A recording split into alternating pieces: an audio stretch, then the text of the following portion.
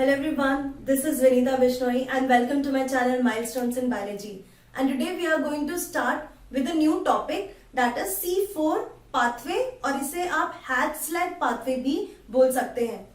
तो initially जो Kelvin थे, he was considering that कि जितने भी plants होते हैं उसमें फर्स्ट स्टेबल प्रोडक्ट जो होता है वो फॉस्फोग्लिसरिक एसिड ही होता है और C3 साइकिल ही डार्क रिएक्शन में होगा. बट लेटर ऑन जो कॉटसैक करके एक साइंटिस्ट थे,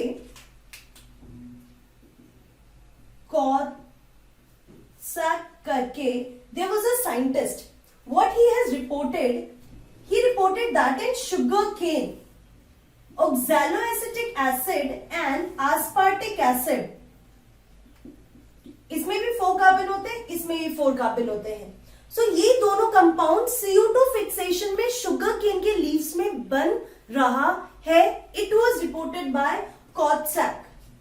after that Hatch and Slack जो दो साइंटिस्ट थे, इन दोनों ने ये बताया कि जो फर्स्ट स्टेबल प्रोडक्ट होता है शुगर केन के केस में और कुछ प्लांट के केस में, it is oxaloacetic acid and this is having 4 carbon in it. तो ये जो पुरानी बात थी कि जो फर्स्ट स्टेबल प्रोडक्ट होता है उसमें 3 कार्बन होते हैं और डार्क रिएक्शन में C3 साइकिल होता है, वो क्लियर हो गया कि नहीं, देयर इज अनदर पाथवे, एक और पाथवे भी है जिसको हम C4 पाथवे बोल सकते हैं या हैच एंड स्लैक पाथवे बोल सकते हैं. हैच एंड स्लैक क्योंकि साइंटिस्ट ने बताया, एंड C4 पाथवे क्योंकि जो फर्स्ट स्टेबल प्रोडक्ट है उसमें 4 कार्बन है. तो ये क्लियर हो गया कि C4 पाथवे भी कुछ प्लांट्स में होता है under dark reaction. After that scientist has reported that कि ये जो होता है ये शुगर केन, मेज, सॉर्गम,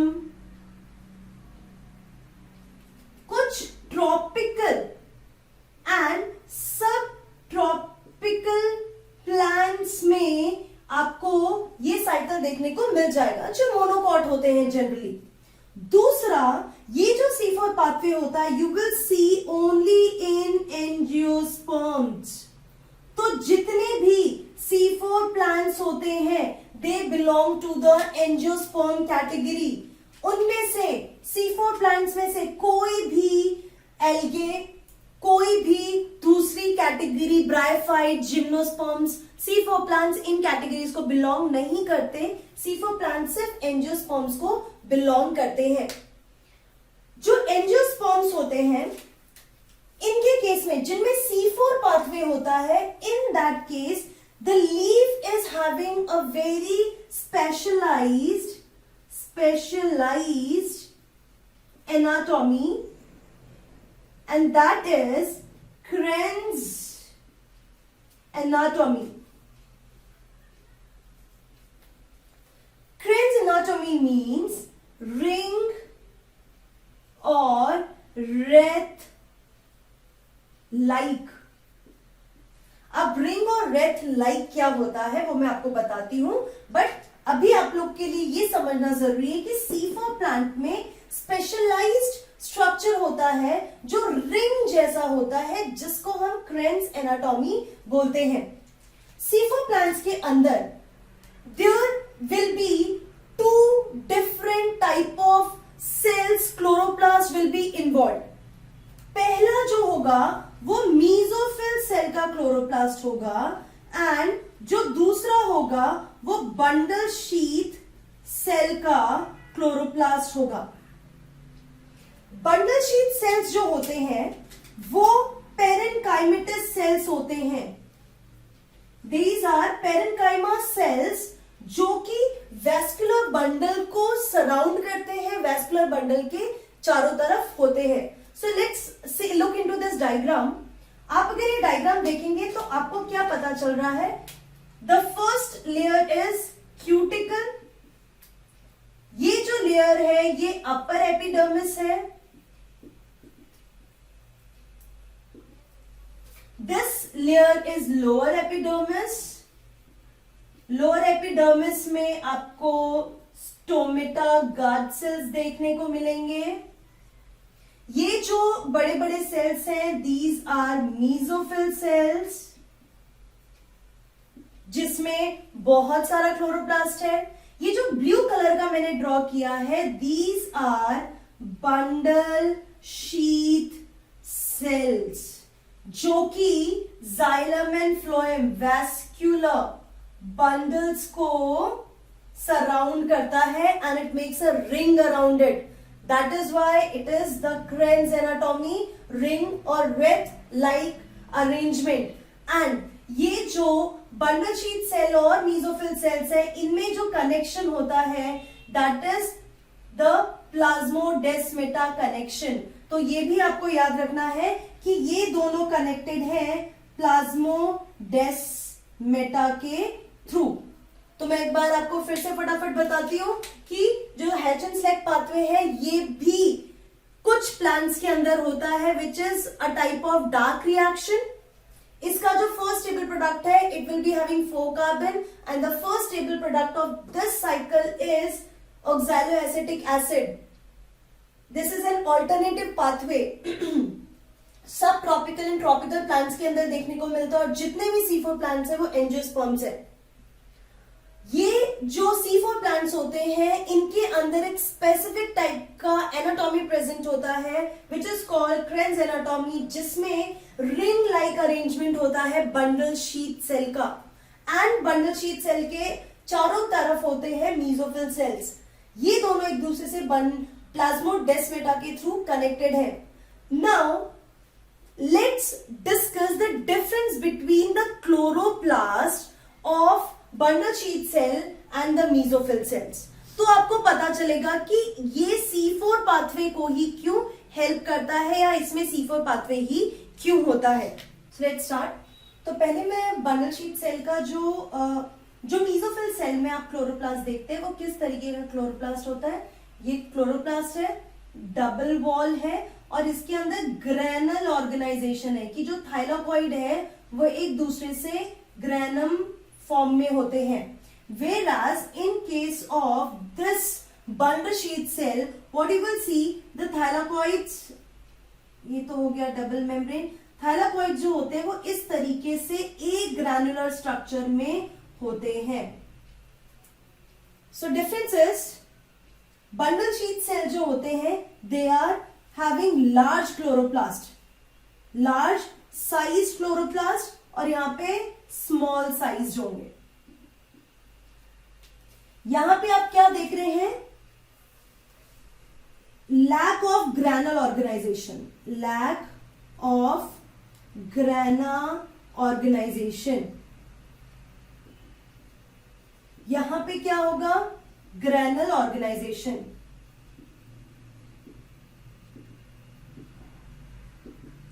अब आप देख सकते हो कि यहां पे क्योंकि मेम्ब्रेन जैसा ही दिख रहा है, तो यहां पे सिर्फ PS1 ही प्रेजेंट होगा थाइलाकॉइड्स पे, PS1, और यहां पे PS1 एंड PS2 दोनों प्रेजेंट होगा. यहां पे only cyclic photosphorylation, here both cyclic and non-cyclic photosphorylation. अब यहां पे नॉन साइक्लिक, यहां पे साइक्लिक है, सो साइक्लिक में ऑक्सीजन कहां रिलीज होता है, no oxygen released. Whereas mesophyll cells में क्योंकि साइक्लिक नॉन साइक्लिक दोनों हो रहा है, ऑक्सीजन इज रिलीज्ड. यहां पे आप क्या देखोगे कि जो एनर्जी मॉलिक्यूल का फॉर्मेशन है, यहां पे सिर्फ एटीपी फॉर्मेशन हो रहा है क्योंकि साइक्लिक है. यहां पे बोथ एटीपी एंड NADPH2 हो रहा है. यहां पे रुबिस्को एंजाइम है, whereas here rubisco is absent. Rubisco यहाँ पे एब्सेंट है, दैट इज वाई, और बहुत कम है, that is why dark reaction will occur in bundle sheet cell, not in the mesophyll cells. तो यहां पे आपको एक चीज याद रखना है कि जो डार्क रिएक्शन, जो लाइट रिएक्शन है, light reaction will occur here. Light reaction यहां पे हुआ, लाइट रिएक्शन में कुछ केमिकल्स बने, वो केमिकल्स जो है वो मीजोफिल सेल से it will come into bundle sheet cell, and bundle sheet cell में C3 साइकिल के थ्रू बंडल शीट सेल के क्लोरोप्लास्ट के अंदर ग्लूकोज फॉर्मेशन होगा। तो यहां पे आपको क्या याद रखना है कि यहां पे लाइट रिएक्शन हो रहा है, और लाइट रिएक्शन में कुछ प्रोडक्ट बनेगा, एंड लाइट रिएक्शन हो रहा है, एंड यहां पे CO2 फिक्सेशन होगा, फिक्सेशन के बाद कुछ प्रोडक्ट बनेगा, and that product will be transported to the bundle sheet cell। Bundle sheet cell में क्लोरोप्लास्ट, मीजोफिल के क्लोरोप्लास्ट का प्रोडक्ट यूज होके C3 साइकिल में ग्लूकोज बन जाएगा। सो इन शॉर्ट खाना तो C3 साइकिल से ही बनेगा, बट जो कार्बन डाइऑक्साइड का एक्सेप्टर है और जो फर्स्ट स्टेबल प्रोडक्ट है, that will differ in C4 pathway and in C3 pathway it is different. तो C4 पाथवे में जो फर्स्ट कार्बन डाइऑक्साइड एक्सेप्टर है that is phospho enol pyruvic acid, and it is having 3 carbon. ठीक है, तो this is the first carbon dioxide acceptor, and जो first stable product है वो ऑक्सैलो एसिटिक एसिड है। So you have to remember this कि C3 में RuBP carbon dioxide acceptor है जिसमें 5 कार्बन है, और यहाँ पे पेप, इसको हम बोलते हैं पेप, फॉस्फो इनॉल पायरुविक एसिड। वहां पे phosphoglyceric acid is the first stable product, यहाँ पे oxalo acetic acid is the first stable product. अब मैं आपको नेक्स्ट वीडियो में C4 पाथवे कंप्लीटली समझाऊंगी, जिसमें आपको पता चलेगा कि किस तरीके से mesophyll cells and bundle sheath cells के बीच में कम्युनिकेशन होता है एंड ग्लूकोज फॉर्मेशन होता है। So this is about the C4 pathway.